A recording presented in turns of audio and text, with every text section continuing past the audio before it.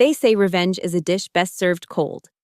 In my case, it was served with a side of corporate politics, a sprinkle of digital evidence, and the sweet, sweet taste of justice worth exactly $247,000, his annual bonus, down to the last penny.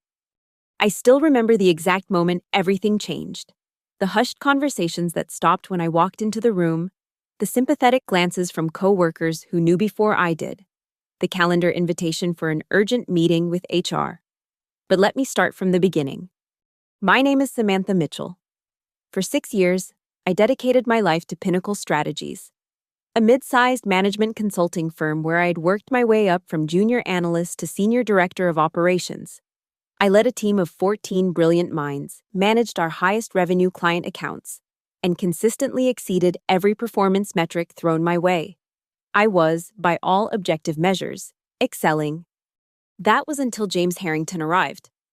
James was brought in as a strategic advisor to our executive team. Tall, with perfectly coiffed dark hair that never seemed to move, expensive suits that looked tailored to his exact measurements, and a Harvard MBA he managed to mention in every conversation. He had that particular brand of corporate charisma, the kind that impressed C-suite executives but made everyone else roll their eyes the moment he left the room. He's just here temporarily. My boss, Richard, assured me when I expressed concern about James's constant presence in meetings that had never required an advisor before. The board wanted an outside perspective on our operational efficiency. Operational efficiency, my domain, my expertise. The area where I had saved the company millions through process improvements I personally designed and implemented. But I nodded and smiled, determined to be a team player. 3 weeks later, I was called into a meeting with Richard and Melissa from HR. "We're restructuring the operations department," Richard began, not quite meeting my eyes. "As part of our new strategic direction, we're creating a chief operations officer position that will oversee all operational functions." My heart lifted momentarily. Was this a promotion? I'd been advocating for more senior operational leadership for years. James Harrington will be stepping into this role, effective immediately. The floor seemed to drop beneath me. "I don't understand," I said, my voice impressively steady despite the earthquake happening inside me. "That's essentially my job with a different title." "It's a broader scope," Melissa interjected smoothly. "James will be focusing on operational strategy at the enterprise level, while you'll be able to focus on tactical execution." Translation: James was taking my job, my team, and my projects, while I was being demoted to essentially handle the grunt work beneath him. "Your title will be Director of Operational Execution," Richard added, as if this was some kind of consolation. "You'll report directly to James." I sat perfectly still, my mind racing through options. Quit on the spot, demand severance, file a complaint. But the calculated part of my brain, the part that had made me excellent at my job, knew I needed time to think. "I see," was all I said. "When does this take effect?" "There's an announcement going out this afternoon. James would like to meet with you tomorrow to discuss the transition of your accounts and team." My accounts, my team, the ones I had built from the ground up. I nodded, thanked them both for their time with a politeness that surprised even me, and walked back to my office with my head high. I closed the door, sat at my desk, and did something I hadn't done since my father's funeral 5 years earlier. I cried, but only for exactly 10 minutes. I set a timer on my phone, and when it beeped, I wiped my eyes, reapplied my makeup, and made a decision. This was not how my story at Pinnacle would end. By the time the company-wide email announcing the exciting organizational changes hit my inbox, I'd already begun planning. When I met with James the next morning, I was the model of professionalism. I shared detailed information about all my accounts, walked him through our team dynamics, and even offered insights into the politics and personalities of our clients. I was helpful, thorough, and utterly gracious. "I appreciate this, Samantha," James said, seeming genuinely relieved. He had clearly expected resistance. "I know this transition must be difficult." "Not at all," I lied smoothly. I'm excited to focus more deeply on execution while you handle the strategic vision. He smiled, visibly relaxing. Great, I think we'll make an excellent team. I returned his smile. I couldn't agree more. And so began what I now call the observation phase. For the next 2 months, I was the perfect subordinate. I completed tasks efficiently, supported James in meetings, and never once complained about my diminished role.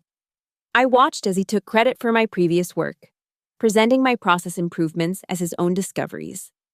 I listened as he restructured my carefully balanced team in ways that made little operational sense but sounded impressive in executive meetings. Most importantly, I documented everything. Every time James made a decision that contradicted established best practices, I noted it. When he dismissed concerns from team members about client expectations, I recorded it. When he began manipulating performance data to make his impact seem more significant, I saved copies of both the original and altered reports. I was building a case meticulously and methodically, but I wasn't yet sure what I was going to do with it. The tipping point came 3 months into James's tenure. We were approaching the end of our fiscal year, which meant annual bonus determinations were underway. I had always received exceptional bonuses, reflecting my contributions to the company. This year would obviously be different given my new role, but I still expected recognition for my continued performance. During a leadership meeting, our CFO mentioned that the bonus pool was slightly smaller than anticipated due to some missed quarterly targets that had been missed under James's direction. We'll need to make some adjustments to the bonus allocations, the CFO said. James nodded thoughtfully. I have some ideas about that. Let me put together a proposal. Later that week, I accidentally saw the bonus allocation spreadsheet on James's computer when he called me into his office to discuss a client issue. He had minimized the window, but not closed it, and when he stepped out to grab something from the printer, I caught a glimpse of the numbers.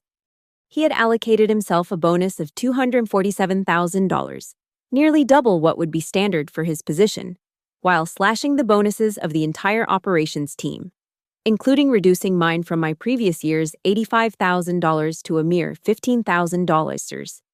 Something in me hardened in that moment. This wasn't just about my pride or position anymore. This was about someone actively harming my team. People who had worked tirelessly despite the disruption his arrival had caused. That night, I finalized my plan. It would require patience, precision, and perfect timing. I wasn't just going to expose James. I was going to let him expose himself. Phase 1 began with subtle questions in meetings. James, could you clarify how this approach aligns with the Baker client's expectations? I'm only asking because they specifically mentioned concerns about this method last quarter. James would dismiss my concerns with corporate platitudes, unaware that I had already discussed those specific concerns with the client directly and knew they were significant. I carefully baited similar traps around financial projections, team restructuring decisions, and operational changes. Each time, James would confidently charge ahead with his flawed direction, dismissing input from me and others on the team. Meanwhile, I was building relationships throughout the company, quiet lunches with the finance team, happy hours with IT, coffee with administrative assistants, people who had access to information, systems, and executives. People who had been at Pinnacle long enough to recognize that what was happening wasn't right. Phase 2 involved selective information sharing. I never overtly criticized James, but I would occasionally think out loud about challenges we were facing. I'm trying to understand how to implement James's direction on the Wilson project while also meeting their contractual SLAs. It seems like there might be a conflict there.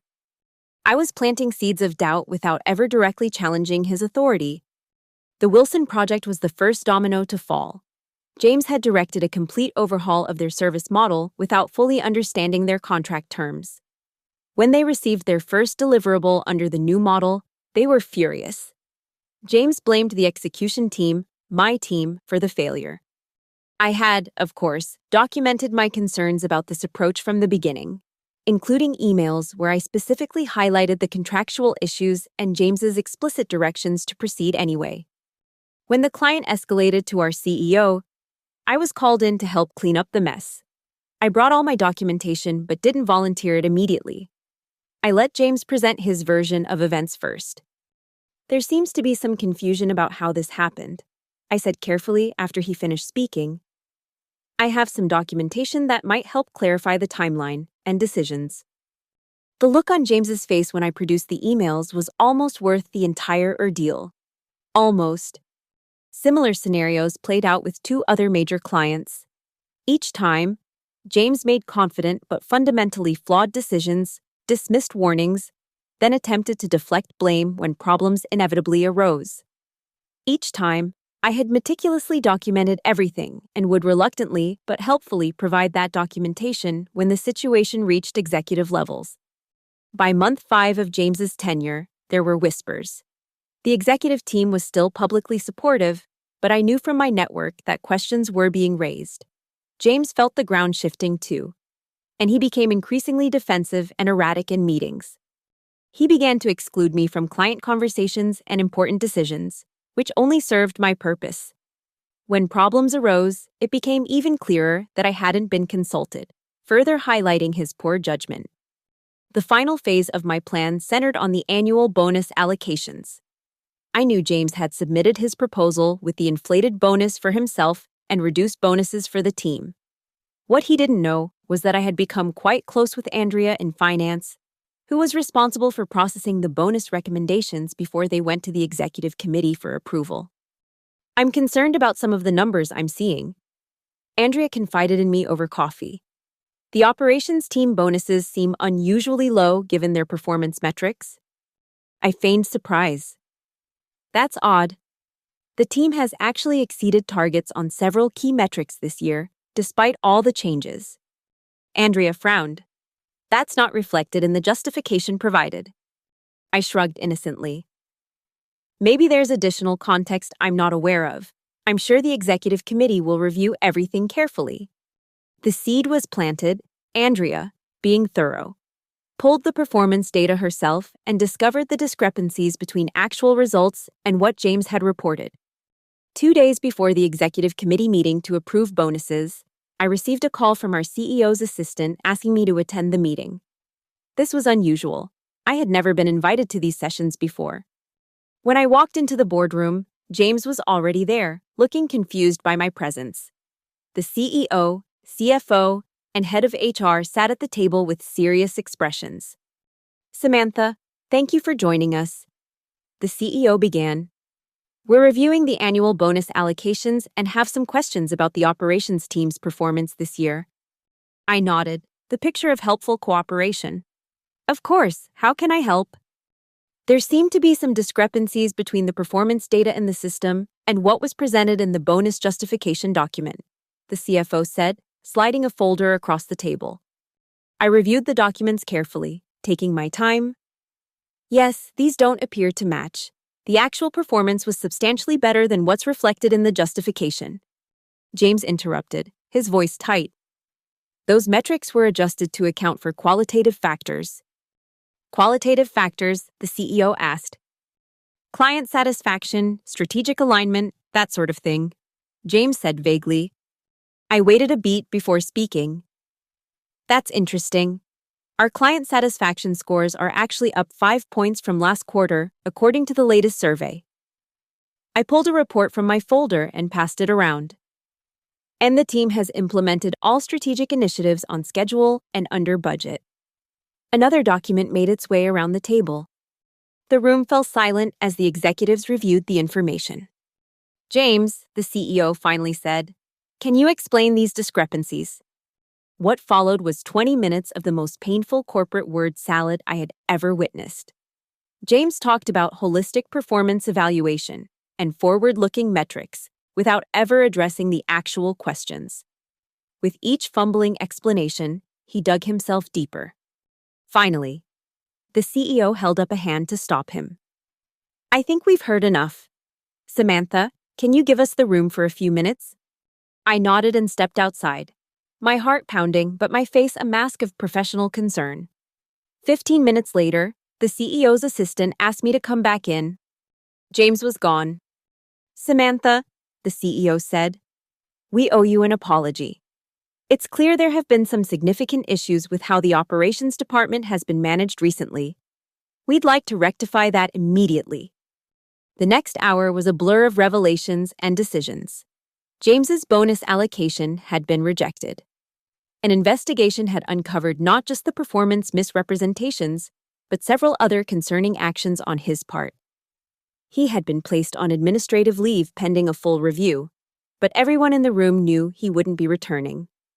We'd like to reinstate you as head of operations, with an elevated title of Executive Vice President of Operations, the CEO said, and in recognition of both your performance and the challenging circumstances of the past 6 months, we've adjusted your bonus accordingly. The CFO slid a paper across to me. The number at the bottom was $247,000, exactly the amount James had tried to allocate to himself. I allowed myself a small smile. Thank you. I appreciate your confidence in me. 2 weeks later, James Harrington's departure was announced in another company-wide email, citing personal reasons for his exit. I moved back into my original office. Well, actually, I moved into his larger corner office and reassembled my team with appropriate promotions and, yes, restored bonuses for everyone. The day I signed off on those bonus approvals was perhaps the most satisfying of my career. Each team member received not just their fair share, but additional compensation for their extraordinary resilience during organizational transition. Did I feel guilty about what I'd done? Not for a moment. I hadn't falsified anything. I hadn't sabotaged James. I had simply created an environment where the truth was inescapable, where his own actions and decisions were documented and visible. Sometimes the best revenge isn't about destroying someone else. It's about creating a situation where they destroy themselves through their own hubris and poor judgment. As for me, I learned valuable lessons about corporate politics, the importance of documentation, and the power of strategic patience. I also learned something about myself, that I was capable of the kind of calculated precision I'd previously only applied to business problems. 6 months after James's departure, Pinnacle Strategies had its best quarter ever. My team was thriving, our clients were satisfied, and the company's valuation had increased significantly. During the celebration dinner, Richard, the same boss who had delivered the news of my effective demotion, raised a glass in my direction. To Samantha, he said, who showed us all what real operational excellence looks like. I smiled and raised my glass in return, thinking about the $247,000 bonus that had been deposited into my account and the corner office with my name freshly painted on the door. To excellence, I replied, in all its forms. Because sometimes excellence looks like patiently outmaneuvering the person who tried to take everything you worked for. And sometimes revenge doesn't just taste sweet, it pays dividends. As for James Harrington, I heard he took a position at a smaller firm across the country. I sent him a congratulatory message on LinkedIn, wishing him all the success he truly deserved. After all, I'm nothing if not professional. The alarm rings at 5:30 a.m., just as it has every weekday for the past 7 years. I don't hit snooze. Success requires discipline, and discipline starts with the small things. By 6:15, I'm dressed in a charcoal pencil skirt and burgundy blouse that somehow manages to convey both authority and approachability. A balance I've perfected over years of navigating corporate waters. The office is quiet when I arrive at 7 Cs. I've always preferred these peaceful morning hours before the chaos begins. It gives me time to think, to strategize, to prepare for whatever the day might bring. Today marks 1 year since James's departure. 1 year since I reclaimed what was mine, and then some. The company has thrived under the new structure, with operations running more smoothly than ever. My team is stable, motivated, and performing at their peak. By all metrics, we're succeeding. So why am I still thinking about him? Not out of regret. I stand by every move I made. But there's something unsettling about how easily it all happened. How vulnerable even the most seemingly secure position can be to the right combination of ambition and opportunity. How quickly 6 years of dedication can be dismissed. My assistant, Kate, arrives at 8:01 with coffee and a stack of reports for our morning meeting. "Morning, Sam," she says brightly. Ready for the Henderson presentation? I smile. Born ready, how are the final numbers looking? Even better than projected. We're up 12% from last quarter. Perfect. As Kate leaves, my phone pings with a LinkedIn notification. Someone has viewed my profile. I glance down and feel a jolt of recognition at the name. James Harrington. Interesting timing. I wonder if he remembers the significance of today's date. I click on his profile. He's now Chief Operations Officer at Meridian Consulting, a smaller firm but still respectable. His profile picture is the same, perfectly polished, practiced smile, not quite reaching his eyes. I scan his activity and notice he's been posting articles about authentic leadership and building trust in organizations. The irony is not lost on me. Out of curiosity, I check who else from Pinnacle he's connected with. No one from my team, I notice with satisfaction. But he is connected with Richard and a few other executives. I wonder what they talk about. If my name ever comes up. I close LinkedIn and focus on preparing for the Henderson presentation. Their account is worth $3.2 million annually to Pinnacle. And I've spent weeks ensuring this proposal will exceed their expectations. This is what matters now, continuing to prove my value, not dwelling on past victories. The presentation goes flawlessly. The Henderson team is impressed with our approach and the innovative solutions we've developed specifically for their industry challenges. As we're wrapping up, their CEO pulls me aside. Excellent work, Samantha. Frankly, we'd been considering other options before today, but you've convinced us to not only stay with Pinnacle, but expand our engagement. I maintain my professional smile, but inside I'm celebrating. Another win, another validation. I'm glad to hear that. We value our partnership with Henderson and look forward to growing together. Back at the office, I share the good news with my team and give credit to everyone who contributed to the proposal. I've made it a point to ensure achievements are recognized and rewarded, a stark contrast to James's approach of claiming all victories as his own. Later that afternoon, Richard calls me into his office. The Henderson news is fantastic, he says, leaning back in his chair. You continue to impress, Samantha. Thank you, it was a team effort. He nods, then shifts uncomfortably. There's something else I wanted to discuss with you. I maintain a neutral expression, waiting. I ran into James last week at the industry conference in Chicago. My pulse quickens slightly, but I keep my face impassive. Oh, how is he? Doing well, apparently. He asked about you. Did he? I say lightly. I'm flattered he remembers me. Richard gives me a look that says he knows better. He remembers, in fact, he mentioned he learned some valuable lessons during his time here. I raise an eyebrow. Growth is important in any career. Richard chuckles. Indeed. Anyway, I thought you should know. Water under the bridge and all that. Of course, I agree. That's ancient history. But as I walk back to my office, I can't help but feel a familiar tension returning. James is still out there, still operating in the same industry circles, still potentially a threat, even from a distance. That evening, I stay late reviewing quarterly projections. The office empties gradually until I'm alone with my thoughts and the soft glow of my computer screen. I find myself opening LinkedIn again, looking at James's profile. His company, Meridian Consulting, appears to be growing. They've announced several new client acquisitions recently, including one that Pinnacle had been pursuing. I frown at this discovery. Is it coincidence, or is James using his knowledge of our strategies against us? I dig deeper, reviewing Meridian's public announcements and press releases.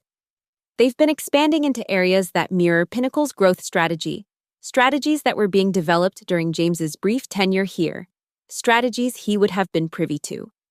A cold feeling settles in my stomach. I've been so focused on our internal success that I haven't been watching for external threats, specifically, the threat of James using Pinnacle's playbook at a competitor. My phone rings, startling me. It's Kate. Sam, sorry to bother you after hours, but I just got a strange call from someone at Axel Corp asking about our proposal process. They mentioned they'd been talking to someone from Meridian Consulting who suggested they reach out to us for comparison. Axel Corp, one of our top-tier clients. The pieces start falling into place. What exactly did they ask about? Pricing structures mainly. They said Meridian had offered them significantly better terms than what we currently have in place. I gripped the phone tighter. Thanks for letting me know. Kate, I'll handle it. After hanging up, I leaned back in my chair. Thoughts racing. This isn't random. James is targeting our clients, using insider knowledge of our pricing and processes to undercut us. He's not just competing, he's coming after me specifically, after Pinnacle. The revenge I thought was complete was only the first round. For a moment, I consider calling Richard or even the CEO to alert them to what's happening. But I hesitate. Without concrete evidence, it would sound like paranoia. Or worse, like I'm still fixated on James a year later.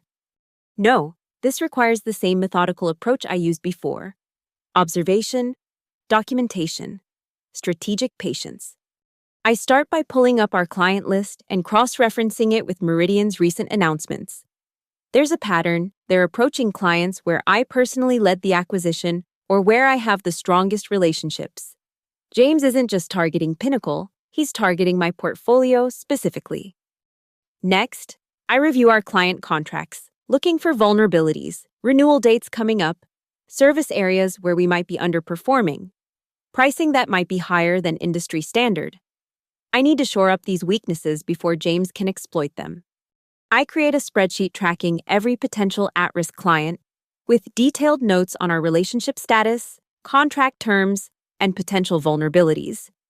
By midnight, I have a clear picture of what we're facing and the beginnings of a counter strategy.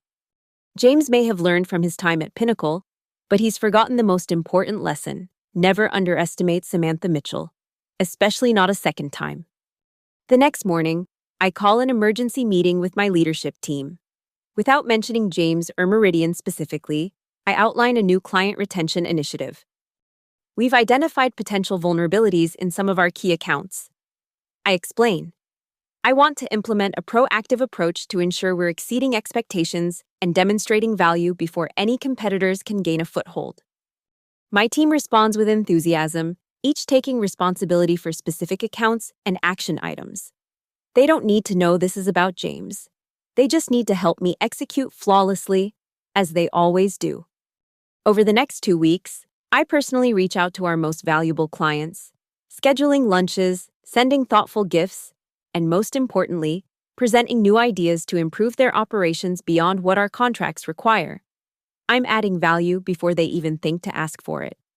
With Axel Corp, I take a more direct approach. I call their CEO, Michael Axel himself, and request a meeting. Michael, I say when we're seated in his office, I understand you've been approached by Meridian Consulting. He looks surprised that I know this, but nods. Yes, they've made some interesting proposals. I'm sure they have. I also imagine they've offered pricing that seems too good to be true. He shifts uncomfortably. Their terms were competitive. I'm not here to match their offer, I say, which clearly surprises him. Because I suspect it's not sustainable. Instead, I want to show you something. I open my laptop and pull up a presentation I've prepared specifically for this meeting. It shows detailed analysis of Axel Corp's operations, identifying inefficiencies and opportunities that neither they nor Meridian have recognized. We've been working with you for 5 years, Michael. In that time, we've developed insights into your business that a new consultant simply couldn't have. These optimizations would save you approximately $2.3 million annually, well above any discount Meridian might offer. Michael leans forward, clearly interested. This is impressive, Samantha. Why haven't you shown us this before? Some of these insights have only recently become actionable due to technology advances. Others were part of our long-term strategy for your account. But given the circumstances, I felt it was important to accelerate our timeline. By the end of the meeting, not only has Michael agreed to remain with Pinnacle, but he's also expanded our contract to implement the optimizations I've identified. One by one, I secure our vulnerable accounts, not by directly competing with Meridian's offers, but by changing the conversation entirely, focusing on value, relationship, and deep understanding of each client's business. 3 months into this quiet battle, I receive an unexpected email from a name I don't recognize, Alex Foster, Director of Operations at Meridian Consulting. The subject line reads simply, "Coffee?" Intrigued, I agree to meet at a neutral location, a small cafe halfway between our respective offices. Alex arrives first, a woman about my age with a sharp gaze and tired eyes. "Thank you for meeting me," she says after we exchange pleasantries. "I'll be direct. I work under James Harrington at Meridian." I keep my expression neutral. "I see. And what can I do for you, Alex?" She takes a deep breath. "I know about your history with James. He doesn't talk about it explicitly, but I've pieced it together, and I think you should know that he's not done with Pinnacle. Or with you? Go on." "He's obsessed with poaching your clients. It's beyond normal competition. He takes it personally when we lose a bid to your team. And lately, he's been making increasingly risky promises to potential clients, commitments we can't possibly fulfill." I sip my coffee, considering her words. "Why are you telling me this?" "Because it's not sustainable. He's setting us up for failure, and my team will take the blame when we can't deliver. Just like..." She trails off. "Just like my team was supposed to at Pinnacle." I finish for her. She nods. "I found copies of Pinnacle's internal strategy documents on his computer. Documents I'm pretty sure he shouldn't have. Now this is interesting. He took confidential information when he left?" "It appears so, and he's using it to target your clients specifically." "Why come to me? Why not go to your own executives?" Alex looks down at her coffee. "James is well connected at Meridian. The CEO was his mentor at his previous firm. I tried raising concerns about our bidding practices and was told to trust the process. I'm out of internal options." I study her carefully, looking for signs of deception. This could be an elaborate trap. James using this woman to feed me false information or to get me to reveal our counter strategy. But her exhaustion and frustration seem genuine. "What do you want from me?" I ask finally. "I want it to stop.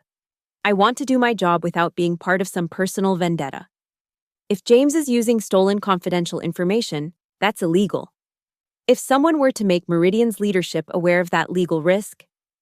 I see her angle now. She wants me to expose James, to fight her battle for her.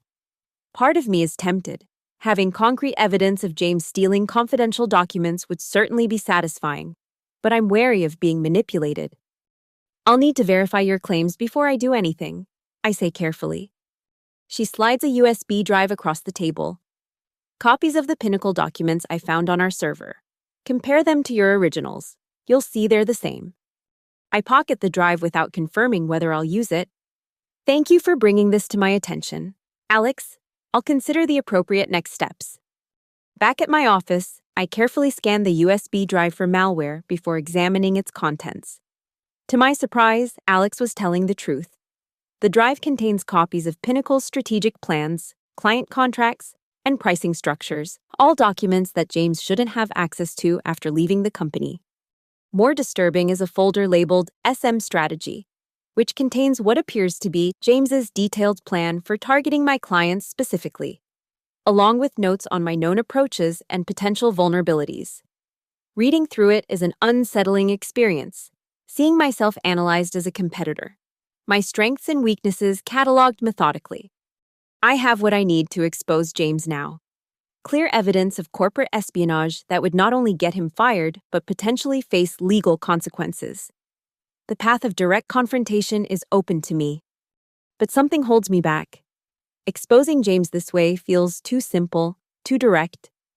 It doesn't address the underlying issue, that he was able to walk away from Pinnacle with confidential information in the first place, that our security was compromised, that he's still finding ways to threaten what I've built.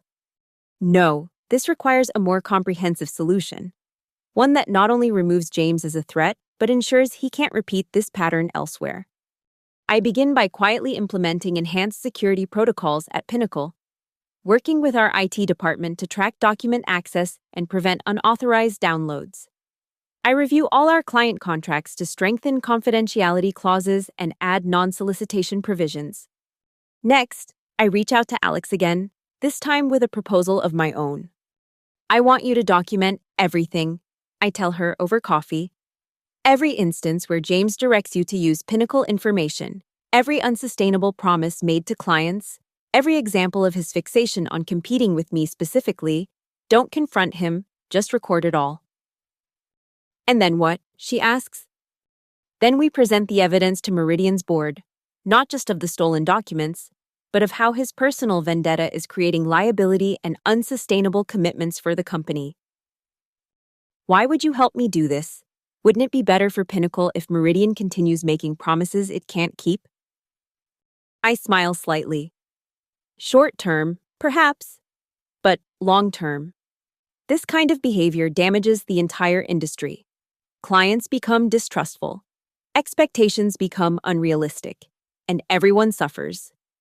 Besides, I add, I prefer winning fair and square. Over the next month, Alex and I build our case methodically.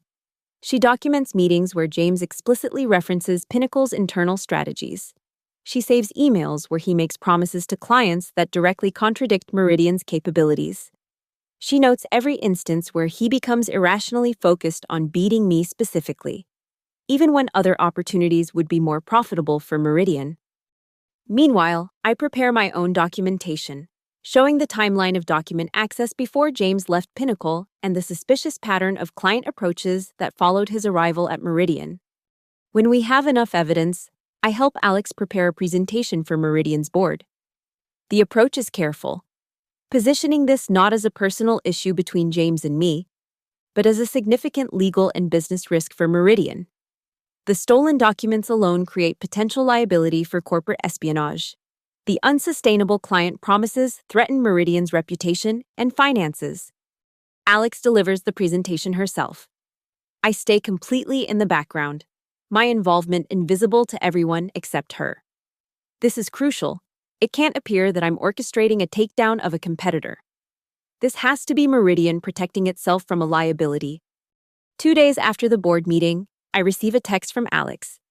It worked. Emergency leadership changes announced this morning. Jay placed on leave pending investigation. I allow myself a small smile of satisfaction. Phase 1, complete.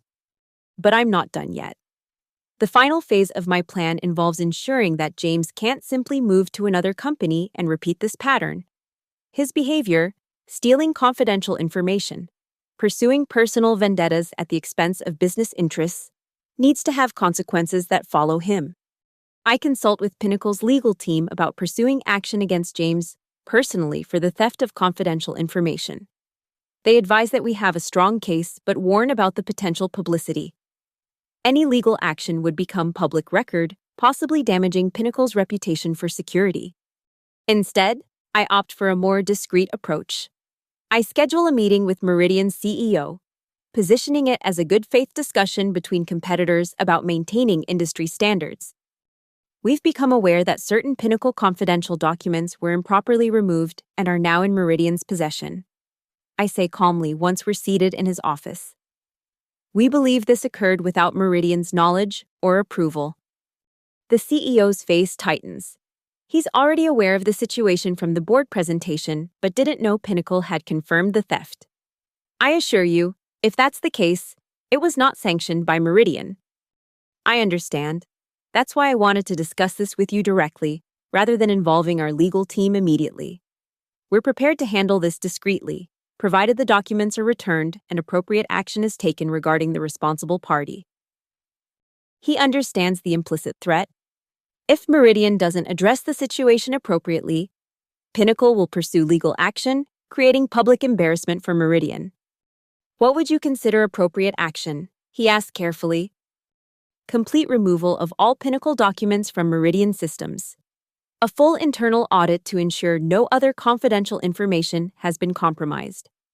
And a binding agreement that James Harrington will not be retained in any capacity where he could use his knowledge of our operations against us. He considers this for a moment. And if we agree to these terms, then this remains a private matter between our companies. No legal action, no public statements. Within a week, Meridian and Pinnacle have a confidential agreement in place. James is formally terminated from Meridian with cause, a significant black mark on his career. The agreement includes a non-disclosure clause preventing him from discussing specific Pinnacle strategies or clients with any future employers. With substantial financial penalties for violations, I don't take any pleasure in effectively ending someone's career, but actions have consequences. And James chose his path when he decided to steal confidential information and pursue a personal vendetta that put both companies at risk. 3 months later, Alex Foster joins Pinnacle as our new Director of Strategic Initiatives, a role I created specifically to leverage her demonstrated integrity and operational insight. She brings valuable perspective from her time at Meridian, along with a work ethic that aligns perfectly with our culture. As for James, I hear through industry channels that he's taken a position at a small firm in another state, far removed from the corporate consulting world where his reputation is now tarnished. His LinkedIn profile has gone quiet. No more articles about authentic leadership or grand announcements of client acquisitions. On the anniversary of his departure from Pinnacle, I receive an unexpected email from him. The subject line reads simply, "Acknowledged." The body contains only one sentence. "You win, Samantha." I don't reply. There's nothing to say. This wasn't about winning or losing. It was about justice, about protecting what I'd built, about ensuring that actions have appropriate consequences. Instead, I focus on leading my team, growing our client relationships, and continuing to demonstrate why I deserved the position I fought to reclaim.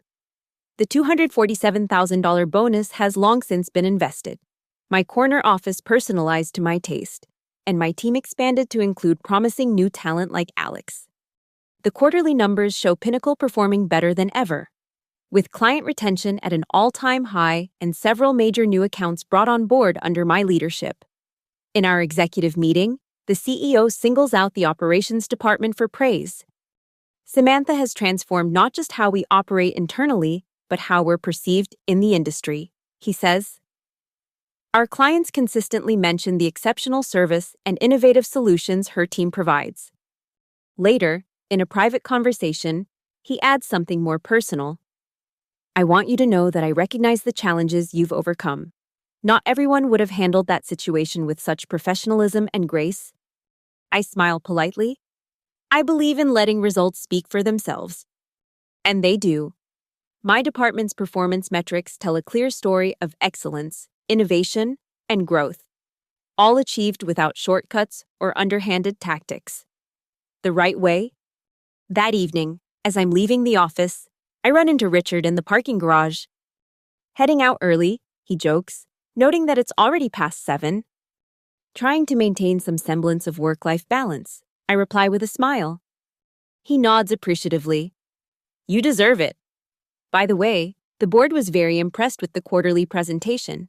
There's talk of expanding your role even further. Oh, nothing official yet, but don't be surprised if the words Chief Operating Officer come up in your next review. The irony isn't lost on me. The very title that James had used to displace me might soon be legitimately mine. But I've learned not to count victories before they're secured. That's flattering to hear. I'm happy with my current role, but always open to new challenges. Richard gives me a knowing look. Always the diplomat. Have a good night, Samantha. As I drive home, I reflect on the journey of the past 18 months, the unexpected demotion, the calculated patience, the meticulous documentation, the strategic counterattack, and finally, the comprehensive resolution.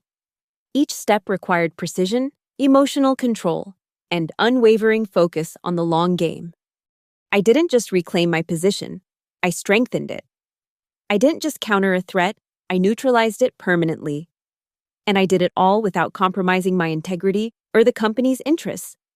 My phone rings as I pull into my driveway. It's Kate. "Sam, sorry to bother you after hours, but I thought you'd want to know immediately. The Westfield account just signed the expanded contract. Full implementation, 3-year commitment, 20% increase in annual value." Westfield. One of the clients James had specifically targeted in his campaign against Pinnacle. One I had personally worked to retain and expand. That's excellent news, Kate. Thank you for letting me know. We'll celebrate with the team tomorrow. Inside my home, I pour a glass of champagne I've been saving for a special occasion. This qualifies.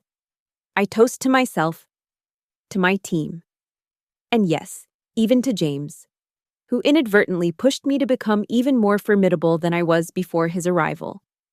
They say success is the best revenge. But I've learned that true victory isn't just about succeeding yourself. It's about creating an environment where those who deserve success can thrive and those who abuse power face appropriate consequences. I take a sip of champagne and smile.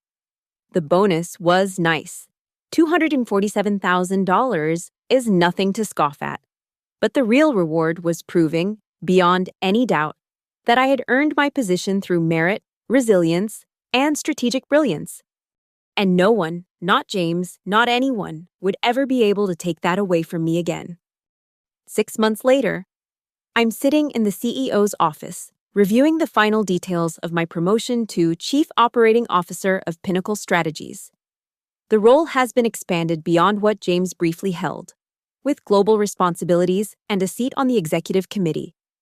You've more than earned this, Samantha, the CEO says, sliding the offer letter across his desk. Your leadership through the challenges of the past 2 years has been exemplary. I review the terms, the compensation package, the equity options, the performance expectations. All fair, all reflective of the value I've demonstrated consistently. Thank you. I'm honored by the confidence you and the board have placed in me. As I sign the offer letter, I can't help but think about how differently things might have turned out if I had simply accepted my demotion. If I had let anger cloud my judgment, if I had chosen direct confrontation over strategic patience. The path I chose was longer and required more discipline, but it led to a victory far more complete than I could have achieved through impulsive action. My first act as COO is to implement a company-wide mentorship program, pairing senior leaders with promising employees throughout the organization. I personally mentor 3 women who remind me of myself earlier in my career, ambitious, intelligent, and perhaps a bit naive about the political realities of corporate life. Document everything, I tell them during our first meeting. Build relationships across departments, and always play the long game. They look at me curiously, perhaps wondering why these are my first pieces of advice rather than technical or client-focused guidance. Trust me, I add with a smile. These skills will prove as valuable as any operational expertise you develop. One afternoon, as I'm reviewing quarterly projections with my expanded leadership team, I receive a news alert on my phone. Meridian Consulting has been acquired by a larger firm after struggling to retain clients following leadership challenges. The article doesn't mention James by name, but reading between the lines, it's clear that the damage he caused through unsustainable promises and misaligned strategies had long-lasting effects on the company. Alex catches my eye across the conference table, a knowing look passing between us. She's thrived at Pinnacle, bringing valuable insights and quickly becoming one of our most respected directors. The unofficial alliance we formed during the Meridian situation has evolved into a genuine professional friendship. After the meeting, she stops by my office. "Did you see the news about Meridian?" she asks. I nod. Not surprising, given the circumstances. "Do you ever regret how things played out?" she asks, curious rather than judgmental. With James, I consider this question carefully. I regret that it was necessary. I regret that someone with his talents chose to use them destructively rather than constructively. But the actions themselves? No. They were measured, appropriate responses to protect what I'd built and what our team had achieved. She nods thoughtfully. I've learned a lot from you this past year. Not just about operations, but about navigating complex situations with integrity. That's perhaps the highest compliment you could give me, I reply sincerely. After Alex leaves, I turn to the window, looking out at the city skyline as the late afternoon sun casts long shadows across the buildings. My reflection stares back at me, confident, composed. A woman who knows her worth and has proven it beyond any doubt. The corner office, the executive title, the substantial compensation package. These are all nice external validations. But the true victory is internal. I know now that I can face any challenge, any threat to what I've built, with strategic patience and unwavering determination. And if another James Harrington ever appears on my horizon, well, I've perfected the art of the corporate checkmate. The $247,000 bonus was just the beginning. The real prize was becoming unstoppable. My phone buzzes with a calendar notification. Dinner with Richard and the executive team to celebrate my promotion. I gather my things, straighten my blazer, and head for the door, pausing only briefly to look at the nameplate that now reads, Samantha Mitchell, Chief Operating Officer.